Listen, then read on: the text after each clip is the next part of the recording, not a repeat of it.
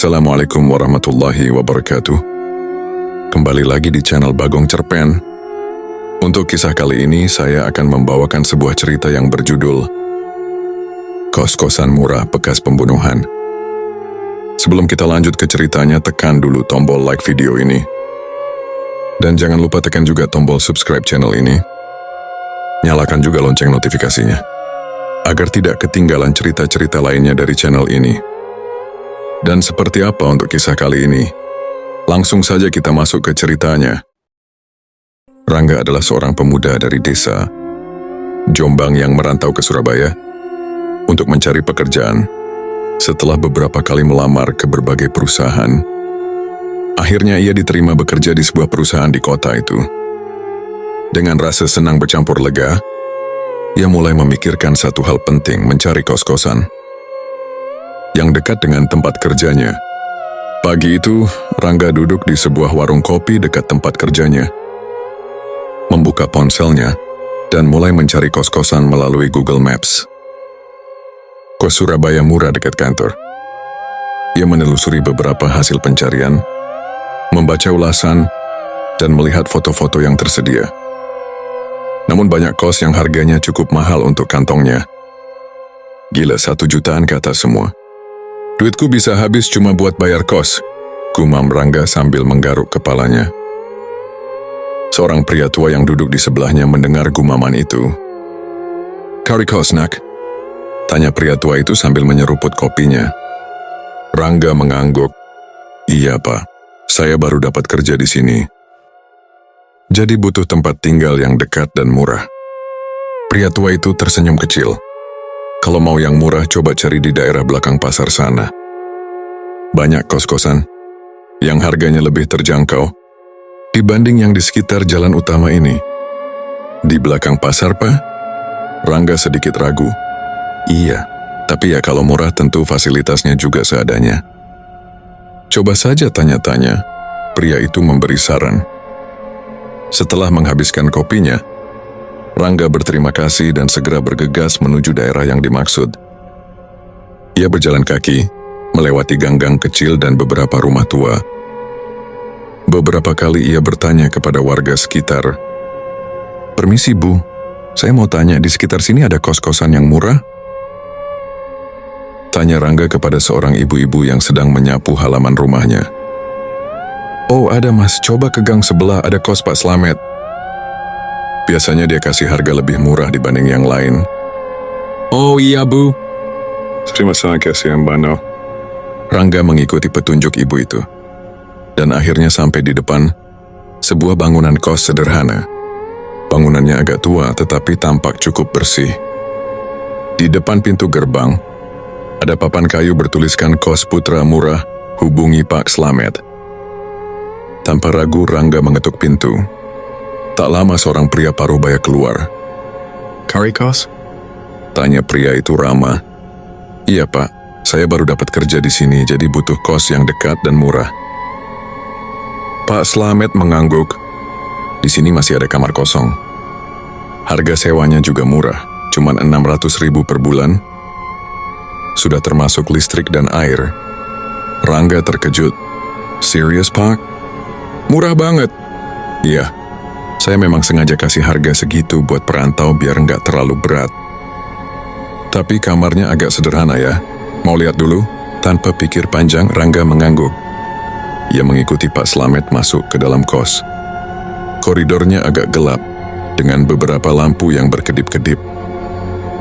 Di dalam, ada beberapa pintu kamar yang terlihat tua. Catnya sudah mulai mengelupas. Pak Slamet membuka salah satu kamar. "Nah, ini kamarnya. Memang nggak besar tapi cukup buat sendiri. Ada kasur, lemari, dan meja kecil. Kamar mandinya di luar, sharing dengan yang lain." Rangga melihat sekeliling. Kamarnya memang sederhana tapi tidak ada yang terlalu mencurigakan. Yang terpenting, harganya pas dengan dompetnya. "Oke, Pak, saya ambil kamar ini." Pak Slamet tersenyum. "Baik, Mas Gaeb, saya buatkan surat perjanjiannya dulu. Oh ya, jangan lupa jaga kebersihan dan jangan bikin ribut ya." Rangga mengangguk. "Mantap." Ia merasa beruntung bisa menemukan kos yang murah dan dekat dengan tempat kerjanya.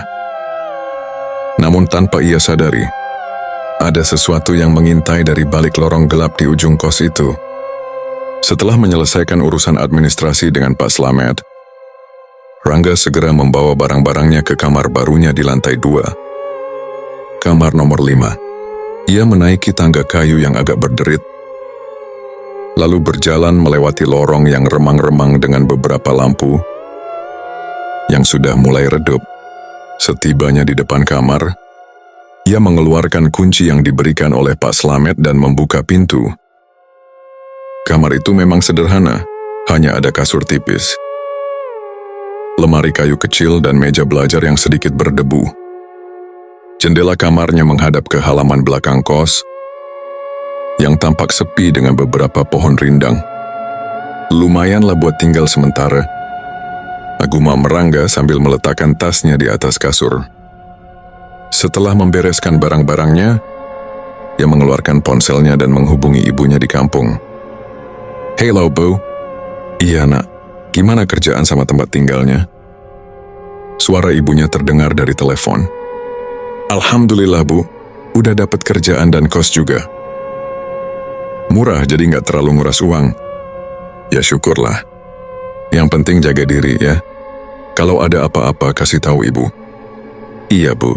Tenang aja," jawab Rangga dengan senyum kecil. Setelah menutup telepon, Rangga mandi dan beristirahat. Malam pertama di kos barunya berjalan biasa saja. Tidak ada kejadian aneh. Hari-hari berikutnya pun berlalu seperti biasa. Pagi hari Rangga bangun bersiap-siap lalu berangkat kerja. Pulang kerja, ia makan di warung dekat kos sebelum kembali ke kamarnya untuk beristirahat. Di kos, Rangga mulai berkenalan dengan beberapa penghuni lain. Salah satunya adalah Fajar, penghuni kamar nomor 3, yang tampak ramah dan banyak bicara. Suatu malam, saat Rangga baru pulang kerja dan duduk di teras kos, Fajar menghampirinya. "Baru pulang, bro?" tanya Fajar sambil duduk di sebelahnya. "Iya, kerjaan lumayan padat hari ini," jawab Rangga sambil meregangkan tubuhnya. "Enak nggak di kamar nomor 5? tanya Fajar tiba-tiba. Rangga mengernyitkan dahi. "Ya, biasa aja." "Kenapa emang?" Fajar tersenyum kecil. "Nggak apa-apa sih. Yang penting nyaman ya." Rangga merasa ada sesuatu di balik ucapan Fajar, tapi ia memilih untuk tidak terlalu memikirkannya. Selama seminggu pertama, semuanya berjalan normal. Tidak ada gangguan gaib atau kejadian aneh. Rangga mulai terbiasa dengan kehidupan barunya di kos itu. Namun, ia tidak menyadari bahwa sesuatu mulai mengawasinya di dalam kamar nomor 5. Setelah 1 bulan tinggal di kos, Rangga mulai terbiasa dengan rutinitasnya. Setiap hari ia berangkat kerja, pulang makan lalu beristirahat. Ia juga mulai mengenal beberapa penghuni kos lainnya. Beberapa dari mereka sering mengobrol dengannya di teras kos, sementara yang lain lebih tertutup. Namun meski mulai merasa nyaman, ada sesuatu yang ganjil. Beberapa kali ia merasa seperti ada yang memperhatikannya saat berada di dalam kamar. Terkadang, ia mendengar suara langkah kaki di lorong. Padahal saat dicek tidak ada siapapun. Hingga akhirnya, tepat pada malam Jumat Kliwon, sesuatu yang lebih nyata terjadi. Malam itu, suasana kos terasa lebih sepi dari biasanya. Beberapa penghuni tampaknya memilih untuk keluar atau menginap di tempat lain. Tidak seperti biasanya, tidak ada suara musik dari kamar sebelah. Tidak ada obrolan dari penghuni lain di teras kos. Semuanya terasa sunyi. Rangga yang kelelahan setelah bekerja memilih untuk tetap di kamarnya. Setelah makan malam dan menonton video di ponselnya, ia pun bersiap untuk tidur. Saat melihat jam di ponselnya, waktu menunjukkan 23.45, ia menguap lebar, mematikan lampu kamar, lalu berbaring di kasurnya. Hari ini capek banget. Besok bangun pagi lagi, gumamnya sebelum akhirnya memejamkan mata. Sekitar pukul 3 mau, Rangga tiba-tiba terbangun. Tapi anehnya, Tubuhnya terasa berat seolah ada sesuatu yang menindihnya. Dadanya terasa sesak. Ia mencoba menggerakkan tangan dan kakinya tetapi tidak bisa.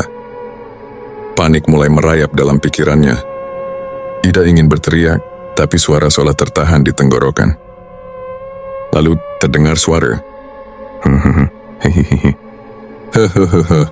Suara tawa kecil serak dan menyeramkan menggema di telinganya. Perlahan Rangga membuka matanya, dan saat itulah ia melihatnya. Di atas tubuhnya berdiri sesosok makhluk tinggi besar. Tubuhnya hitam pekat seperti bayangan, tapi matanya merah menyala seperti bara api. Wajah makhluk itu bukan wajah manusia, melainkan sesuatu yang lebih menyeramkan. Makhluk itu menatap Rangga dan menyeringai lebar.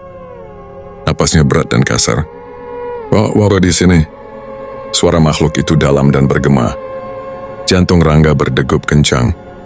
Ia mencoba berteriak, tetapi suara itu tetap tak keluar. Tubuhnya terasa semakin berat, seolah makhluk itu benar-benar menindihnya. Makhluk itu mendekatkan wajahnya ke wajah Rangga. Nafasnya dingin dan berbau anyir. "Jangan di sini. Pergi, kau." Suara itu terdengar menggema, lalu diikuti dengan tawa menyeramkan. Hihihi. Ketakutan Rangga mencapai puncaknya. Dengan sekuat tenaga, ia mencoba membaca doa dalam hati. Astagfirullah. La ilaha illallah. Allahu Akbar. Begitu doa itu terlintas di pikirannya, tiba-tiba tubuhnya bisa bergerak sedikit demi sedikit. Ia merasa ada dorongan kuat untuk bangun. Rangga terbangun dengan napas terengah-engah. Ia langsung terduduk di kasurnya, keringat dingin membasahi dahinya. Matanya liar menatap sekeliling kamar, mencari sosok yang barusan ia lihat. Tapi kamar itu kosong. Lampu kamar yang sebelumnya mati tiba-tiba berkedip-kedip sebentar sebelum kembali normal. Angin dingin berhembus dari jendela, meskipun sebelumnya ia yakin jendelanya tertutup rapat. Rangga mengusap wajahnya dengan tangan gemetar. Apa tadi cuma mimpi? Atau apa itu nyata? Gumamnya pelan. Ia melirik ke jam di ponselnya. Search 3:15. Malam terasa lebih panjang dari biasanya.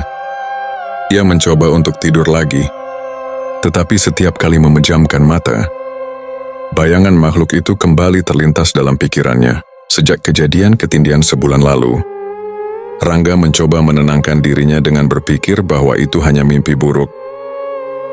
Ia tetap menjalani hari-harinya seperti biasa. Berangkat kerja, pulang, dan beristirahat di kamar nomor 5. Namun setiap kali malam mulai larut, ia tidak bisa menghilangkan rasa tidak nyaman.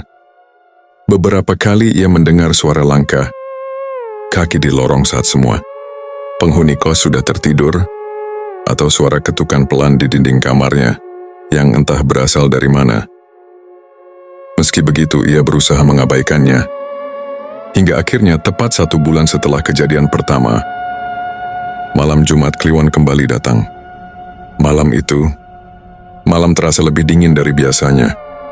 Hawa lembab merayap masuk ke dalam kamar Rangga melalui celah-celah jendela.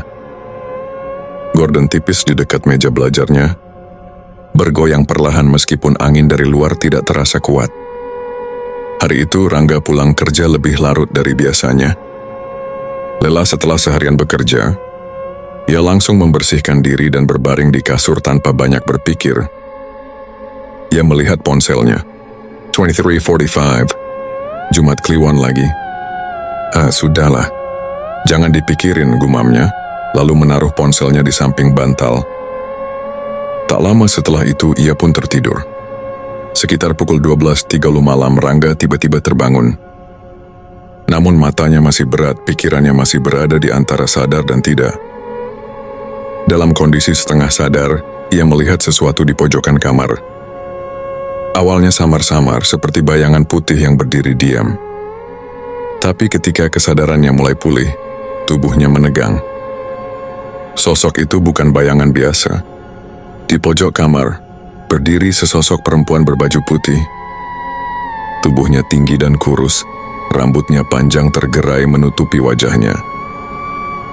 Yang membuat bulu kuduk Rangga meremang adalah suaranya.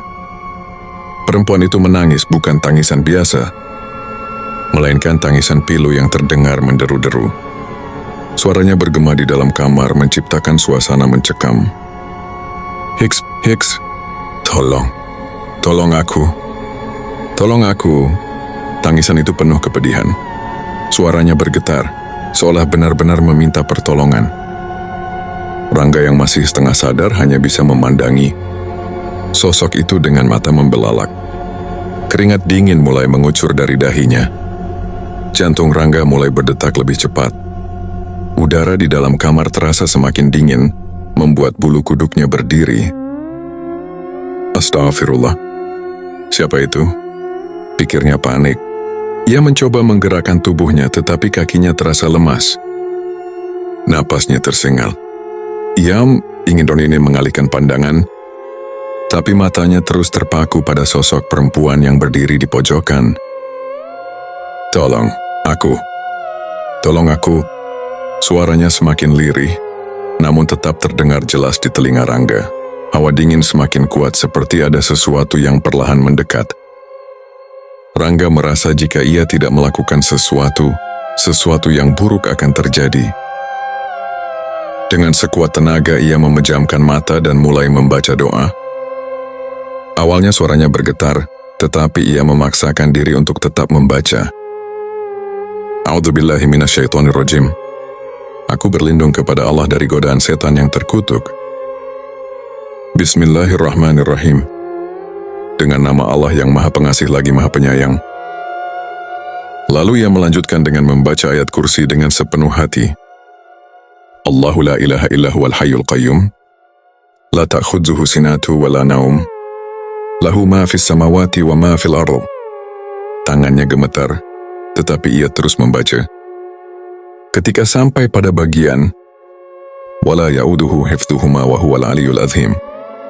Angin di dalam kamar tiba-tiba berhembus kencang. Rangga merasakan hawa dingin itu mulai menghilang perlahan. Tangisan sosok perempuan itu pun mulai meredup, lalu menghilang sepenuhnya. Rangga perlahan membuka matanya. Pojokan kamar itu kosong. Sosok putih tadi lenyap seolah tidak pernah ada. Tapi keheningan yang tersisa membuat jantung Rangga masih berdetak kencang. Ia segera meraih ponselnya dan melihat jam. 12:45 AM. Baru 15 menit sejak ia melihat sosok itu. Tetapi baginya terasa seperti berjam-jam. Ia langsung bangkit, menyalakan semua lampu di kamar. Lalu membaca surah Al-Falaq, An-Nas, dan Al-Ikhlas berulang kali untuk menenangkan dirinya. Ia tidak berani tidur lagi malam itu. Di dalam hati Rangga mulai bertanya-tanya, siapa perempuan itu? Kenapa dia meminta tolong? Apakah ada sesuatu yang terjadi di kamar ini sebelumnya? Satu hal yang pasti, malam ini Rangga semakin yakin bahwa kos ini memang tidak biasa. Dan ini mungkin baru permulaan. Pagi harinya, Rangga keluar dari kamarnya dengan raut wajah yang masih sedikit ketakutan dan tidak nyaman. Malam tadi ia sama sekali tidak bisa tidur dengan tenang. Meskipun sosok putih itu sudah menghilang setelah ia membaca doa, perasaan aneh masih menyelimuti dirinya. Matanya sedikit sembab karena kurang tidur. Ia berjalan perlahan menuju dapur kecil yang berada di ujung lorong. Kos untuk mengambil segelas air. Saat ia baru saja menuangkan air ke dalam gelas, terdengar suara seseorang dari belakangnya. Kamu aman kan? Gak terjadi apa-apa di kamar? Rangga menoleh. Yang bertanya adalah Rudi, salah satu penghuni kos yang sudah lebih lama tinggal di sana. Sejak pertama kali bertemu, Rudi adalah orang yang cukup ramah padanya. Tapi kali ini, nada suara Rudi terdengar sedikit serius. Rangga menggernyit. Maksudmu apa, Rud? Emang ada apa sih di kamar nomor 5? Rudi menghela napas panjang sambil bersandar di pintu dapur. Tatapannya terlihat ragu sejenak, tetapi akhirnya ia mulai bercerita. Jadi gini, Ga. Kamu beneran gak tahu apa-apa tentang kamar itu? Rangga menggeleng. Enggak, pas aku tanya sama ibu kos, beliau cuma bilang kamar itu kosong dan jarang ada yang ngisi. Aku pikir ya wajar aja.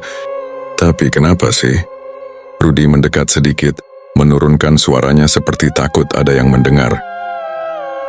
Kamar nomor 5 itu punya sejarah kelam.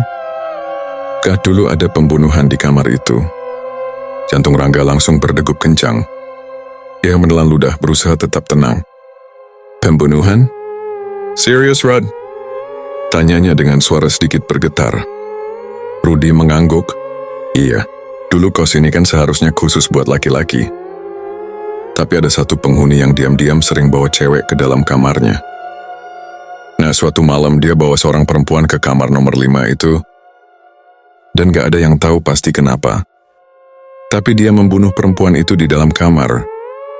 Rangga membeku di tempatnya. Napasnya terasa lebih berat. Dan yang lebih parah lagi, lanjut Rudy dengan suara yang semakin pelan. Jasad cewek itu gak langsung ditemukan. Setelah beberapa hari, penghuni kos mulai mencium bau busuk yang menyengat dari kamar itu. Pas dibuka, mayatnya ada di dalam lemari. Rangga merinding hebat. Ia tiba-tiba teringat sosok perempuan berbaju putih yang menangis semalam. Tolong aku. Rangga memegang kepalanya. Astagfirullah. Jadi, mungkin yang aku lihat semalam itu, arwah perempuan itu, katanya dengan suara lirih. Rudy menghela napas panjang. Bisa jadi. Makanya kamar nomor 5 itu jarang ditempati. Kak, karena banyak yang ngalamin gangguan mistis. Rangga mencengkeram gelas yang dipegangnya. Tiba-tiba, ia merasa sangat ingin pindah dari kamar itu secepatnya. Tapi di sisi lain, ada rasa penasaran yang mengusiknya.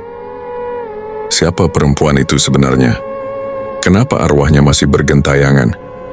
Dan yang lebih mengerikan lagi, apakah kejadian malam tadi hanyalah permulaan? Setelah mendengar cerita dari Rudy, Rangga merasa pikirannya kacau.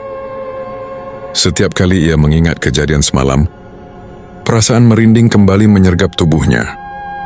Sejujurnya, ia ingin langsung angkat kaki dari kos ini. Tapi kontraknya masih tersisa 1 minggu. Jika ia pergi sekarang, uang sewanya akan hangus. Dan mencari kos baru dalam waktu singkat juga tidak mudah. Apa aku harus bertahan dulu sampai seminggu, pikirnya. Ia mencoba meyakinkan diri bahwa selama ia rajin berdoa dan tidak mengganggu, mungkin tidak akan terjadi apa-apa lagi. Akhirnya Rangga memutuskan untuk bertahan hingga kontraknya habis. Namun keputusan itu ternyata menjadi kesalahan besar. Baru 3 hari setelah percakapannya dengan Rudy, kejadian aneh semakin sering terjadi. Malam pertama setelah ia mengetahui fakta tentang kamar itu, suara tangisan kembali terdengar. Kali ini lebih jelas. Hicks! Tolong aku. Rangga terbangun dalam keadaan keringat dingin. Suara itu terdengar tepat di samping tempat tidurnya. Dengan jantung berdebar, ia menoleh perlahan. Tapi tidak ada siapa-siapa. Namun hawa dingin yang menusuk kulitnya terasa lebih nyata daripada sebelumnya. Malam berikutnya, ketukan di lemari mulai terdengar. Tok. Ketukan itu pelan, tetapi cukup untuk membuat Rangga tidak bisa tidur. Ia bahkan pernah mencoba meninggalkan lampu menyala. Tetapi tetap saja suara-suara itu terus mengganggunya. Dan puncaknya terjadi di malam ke-6. Saat itu pukul 1:15 dini hari. Rangga baru saja tertidur setelah mencoba menenangkan diri dengan membaca doa. Tapi tiba-tiba, suara langkah kaki terdengar di dalam kamarnya. Bukan di lorong, bukan di luar, tapi di dalam kamar. Tap. Langkah itu terdengar mendekat ke arah tempat tidurnya. Jantung Rangga langsung berdetak kencang. Ia memaksakan diri untuk membuka mata dan di saat itulah, di ujung tempat tidurnya berdiri sesosok perempuan berbaju putih. Mukanya pucat, matanya kosong, dan darah mengalir dari lehernya yang terlihat seperti bekas sayatan. Kak, tolong aku. Suaranya pelan tapi jelas. Rangga langsung meloncat dari tempat tidur dan berteriak sekencang-kencangnya. Allahu Akbar. Dengan tubuh gemetar, ia langsung meraih tas, mengambil dompet dan kunci motor, lalu keluar dari kamar tanpa pikir panjang. Ia tidak peduli lagi dengan sisa kontraknya.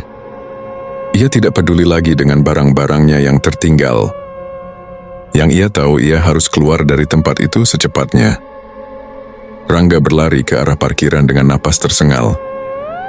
Ia tidak berani menoleh ke belakang. Begitu sampai di motor, ia langsung menyalakannya dan pergi tanpa menoleh sedikit pun. Malam itu Rangga resmi meninggalkan kos angker itu dan berjanji tidak akan pernah kembali. Keesokan harinya ia langsung mencari kos baru yang lebih nyaman. Setelah mengalami malam-malam mencekam di kos lama, Rangga akhirnya memutuskan untuk mencari tempat tinggal baru. Ia tidak mau lagi mengalami teror seperti sebelumnya. Siang itu, setelah pulang kerja lebih awal, ia mulai berburu kos baru. Dengan mengendarai motornya, ia berkeliling di sekitar tempat kerjanya, sambil sesekali melihat Google Maps untuk mencari kos-kosan terdekat. Oke, ada beberapa kos di sekitar sini.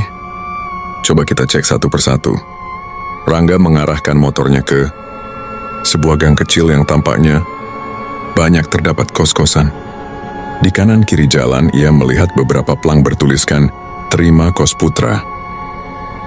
Ia berhenti di depan salah satu rumah yang terlihat cukup besar dengan tulisan "Kos Eksklusif Putra" di depannya. Dengan harapan tinggi, ia pun turun dan mengetuk pintu. Tok, tok, tok. Tak lama, seorang ibu berusia sekitar 50-an membukakan pintu. Iya, Mas. Mau cari kos? Tanyanya ramah. Iya, Bu. Masih ada kamar kosong? Ada, ayo masuk dulu. Rangga masuk dan melihat-lihat rumah tersebut. Dari dalam, rumah ini terlihat bersih dan rapi. Beberapa penghuni tampak duduk di ruang tamu. Ada yang sedang membaca buku, ada pula yang bermain game di ponsel mereka. Wah, suasananya nyaman juga, pikir Rangga. Ibu kos itu kemudian mengajak Rangga melihat kamar yang tersedia. Ini kamar yang masih kosong. Mas, ukurannya 3-4 meter. Sudah ada kasur, lemari, dan meja belajar. Kamar mandinya di luar, tapi selalu bersih karena ada yang merawat. Rangga melihat ke dalam kamar tersebut. Kamar itu memang cukup nyaman. Namun ada satu hal yang membuatnya berpikir ulang. Harganya terlalu mahal. Berapa sewanya, Bu? Tanyanya. Harus 2 juta per bulan, Mas. Rangga terdiam sejenak. Harga itu 2 kali lipat dari kos sebelumnya. Waduh, kalau semahal ini nanti pengeluaranku bakal membengkak. Akhirnya dengan berat hati, ia berkata, maaf, Bu, saya coba lihat-lihat yang lain dulu ya. Oh iya, Mas, silakan. Rangga kembali ke motornya dan melanjutkan pencarian. Ia mampir ke beberapa kos lain, tetapi ada saja yang membuatnya kurang cocok. Ada yang terlalu mahal, ada yang terlalu kecil, ada yang suasananya sepi dan suram. Setelah hampir 2 jam berkeliling, Rangga mulai merasa lelah. Dah, kok susah banget ya cari kos yang pas. Ia akhirnya memutuskan untuk berhenti di sebuah warung kopi kecil di pinggir jalan. Sambil menyeruput es teh, ia membuka ponselnya dan kembali mencari kos di internet. Saat sedang asyik mencari, seorang pria yang duduk di meja sebelah menyapanya. Lagi cari kos, Mas? Rangga menoleh. Pria itu tampaknya juga seorang perantau. Usianya sekitar 30-an, dengan wajah yang ramah. Iya, Mas. Udah muter-muter dari tadi tapi belum nemu yang cocok. Oh, saya juga dulu ngalamin hal yang sama. Tapi akhirnya nemu kos yang nyaman. Coba deh, Mas, cek kos di Jalan Melati, dekat minimarket di sana. Saya dulu kos di situ sebelum pindah ke kontrakan. Mata Rangga berbinar. Serius, Mas? Kosnya nyaman? Iya, lingkungannya enak, penghuninya ramah, dan ibu kosnya baik. Harganya juga nggak terlalu mahal. Mendengar itu, Rangga langsung bersemangat. Wah, makasih banyak, Mas. Saya coba ke sana sekarang. Sama-sama. Semoga cocok ya, Mas. Dengan semangat baru, Rangga mengendarai motornya menuju Jalan Melati. Setelah sampai, ia melihat sebuah rumah besar dengan pelang bertuliskan, "Terima Kos Putra." Ia memarkirkan motor dan mengetuk pintu gerbang. Tak lama, seorang ibu kos yang berusia sekitar 45 tahun keluar. "Cari kos, Mas?" "Iya, Bu. Masih ada kamar kosong?" "Masih, ayo masuk." Saat masuk, Rangga langsung merasa nyaman. Suasana di sini jauh lebih baik dibandingkan kos sebelumnya. Halamannya bersih, ada banyak tanaman hijau yang membuat udara terasa segar, dan ada beberapa penghuni yang sedang bercengkrama di teras. Ibu kos itu menunjukkan kamar yang masih kosong. "Ini kamarnya, Mas, ukuran 3x3. Ada kasur, lemari, dan meja belajar. Kamar mandi di dalam, ada wifi dan listrik sudah termasuk biaya kos." Rangga melihat sekeliling. Kamarnya sederhana tapi nyaman. Tidak ada hawa aneh, tidak ada suasana seram. "Berapa sewanya, Bu?" 800.000 per bulan. Rangga langsung tersenyum. "Wah, ini cocok banget, Bu, saya ambil." Setelah melakukan pembayaran, ia akhirnya bisa bernapas lega. Akhirnya setelah semua pengalaman buruk di kos lama, ia bisa tinggal di tempat yang benar-benar nyaman. Setelah pindah ke kos baru, hidup Rangga kembali normal. Tidak ada suara aneh, tidak ada sosok menyeramkan, tidak ada gangguan mistis. Ia bisa tidur dengan nyenyak, bangun dengan segar, dan bekerja tanpa rasa khawatir. Malam-malam menakutkan di kos lama hanya menjadi kenangan buruk yang tidak ingin ia ingat lagi. Namun dari pengalaman itu ia belajar satu hal penting. Jangan pernah tergiur dengan harga murah tanpa mencari tahu lebih dalam. Karena di balik sesuatu yang terlihat menguntungkan, bisa saja ada harga yang lebih besar yang harus dibayar. Tamat.